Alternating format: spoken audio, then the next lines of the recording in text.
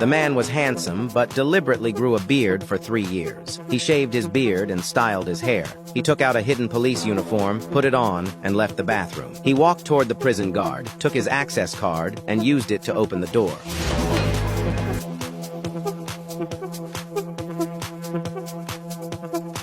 He walked out of the prison, stole a prison truck, and inserted a prepared tape to play music. He drove to near the airport and grabbed a server's jacket. He waved at a wealthy man who was parking. The rich man mistook him for a valet and gave him the keys and a tip. He drove the luxury car to his destination. Agent Burke, who had once arrested him, received the news and came to the prison. The federal commander was already waiting there. It turned out that Burke had spent 5 years catching Neil, an international criminal expert. After learning about the prison break details, Burke went to Neil's cell. Burke couldn't understand why Neil would choose to escape when his sentence was almost complete. He discovered that the normally meticulous Neil had become unkempt in prison. Burke realized this was Neil's plan to hide his identity and confuse the guards. He checked the visitor records and found that Neil's girlfriend visited him every week. But she hadn't appeared in the last 2 weeks, and surveillance showed she seemed to have had a change. Burke deduced that Neil escaped to win back his girlfriend. He went to the girlfriend's residence and found Neil was indeed there. But the girlfriend had moved out, leaving only an empty bottle.